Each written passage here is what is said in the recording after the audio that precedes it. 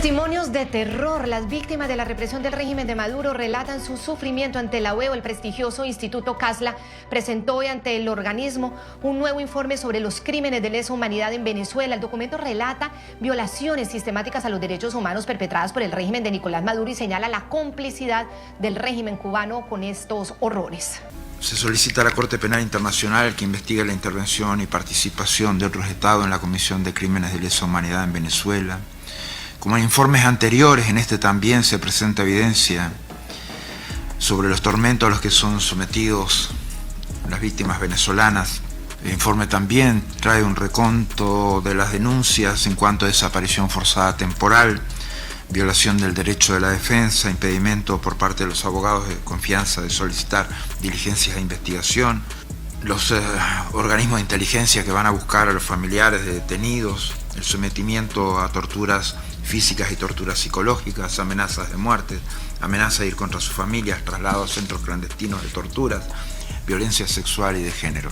En ese informe se denuncian 8.292 ejecuciones extrajudiciales entre 2015 y 2018, entre otros crímenes. Este informe pone el foco sobre casos de tortura y represión dirigidos a partidarios del movimiento Vente Venezuela de la líder opositora María Corina Machado y revela 16 nuevos casos que serán enviados a la Corte Penal Internacional. Se acusa al régimen de Maduro de emplear tácticas de persecución sistemática, incluyendo la manipulación de listas de contactos, detenciones clandestinas y métodos de tortura brutales, que incluyen además violencia sexual. Además se señala la implicación de la dictadura cubana en estos crímenes de lesa humanidad.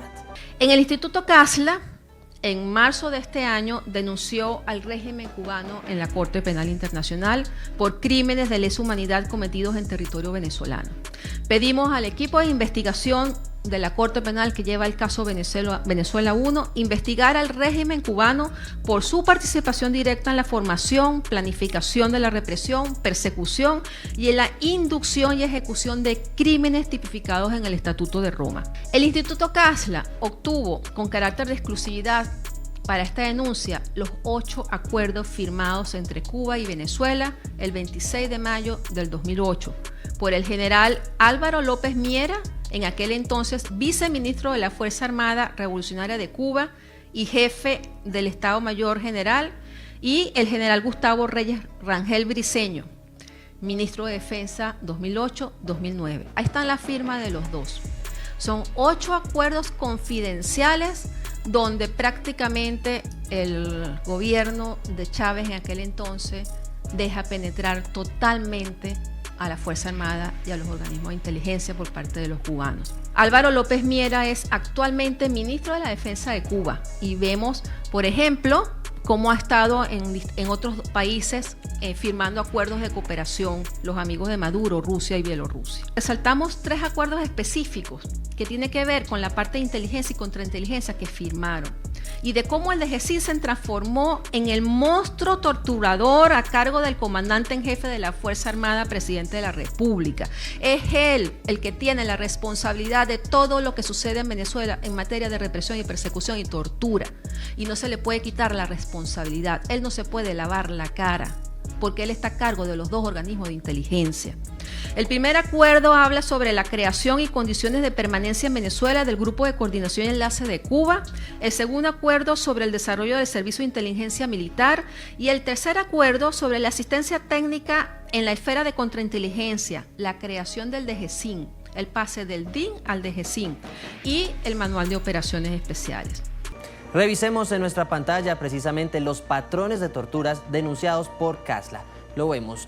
Comenzamos con patrones de detención, hablamos de desaparición forzada temporal, hablamos de violación del derecho a la defensa, hablamos también de incomunicación y persecución a sus familiares. Dentro de las torturas también encontramos torturas físicas como asfixias, el waterboarding, hablamos de casos de colgamiento, golpes y puntapiés, manicure, hablamos también de azotes y, escuchen bien, extracción de piezas dentales. Dense cuenta la brutalidad con la que actúa el régimen venezolano. Hablamos de violencia sexual, hablamos de casos casos de violación, hablamos de desnudamiento dentro de las jaulas donde los mantienen en este momento a los detenidos y descargas eléctricas en sus genitales. Y por último hablamos de las torturas psicológicas y blancas, casos de aislamiento en el que muchas veces pasan hasta 7 meses aislados los detenidos. Dolor de los otros, ¿en qué consiste? En que el detenido vea las torturas a otros de sus compañeros. Amenazas de muerte, la ruleta rusa. Hablamos también del sheep and half, que es una técnica cuando detienen a la persona, al preso político, también detienen a sus familiares y ellos ven fotos y esa tortura psicológica se siente dentro de prisión.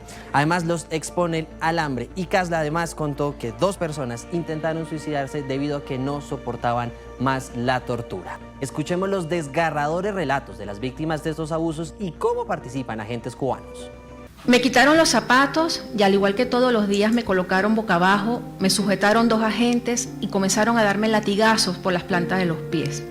Algunos de estos latigazos agravaron una lesión hecha anteriormente por los agentes del DGCIN.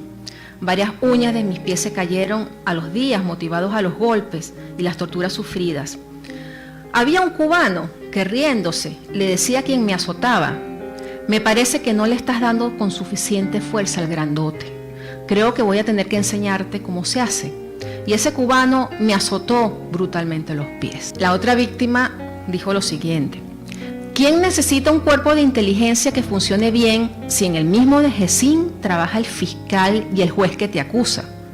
El agente 3 Dylan me golpeó con la culata del fusil dentro de una clínica privada, mientras el teniente Ramón se reía y me grababa para enviar las imágenes a su jefe mayor Santiago y al comandante Alexander Granco. Estando inmóvil por la nueva fractura causada con la culata con la que me golpearon, la zona lumbar L4 y L5 de mi columna, me pusieron grilletes de presión en los tobillos dentro de una ambulancia y estos fueron apretados hasta que me desmayaba. Y lo peor era que el método para reanimarme era la electricidad que me ponían en mis partes íntimas.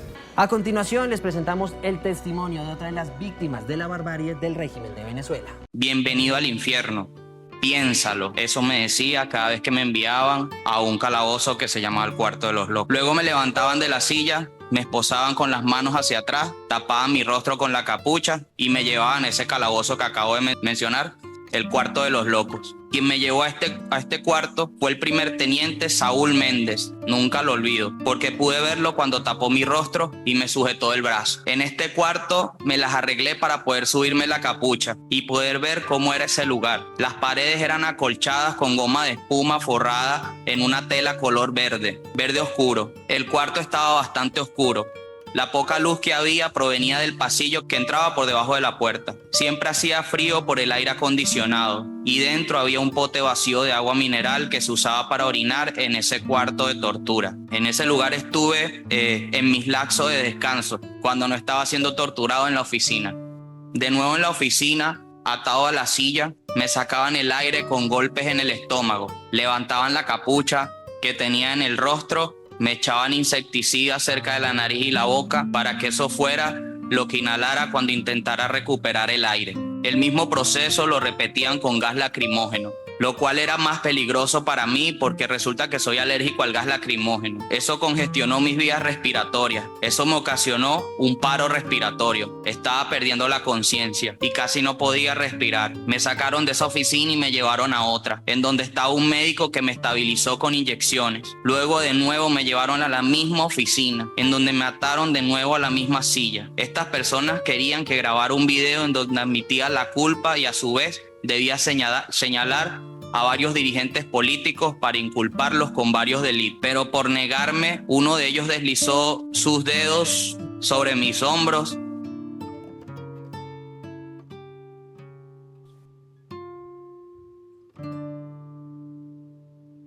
y me dijo que entonces las cosas iban a subir de nivel.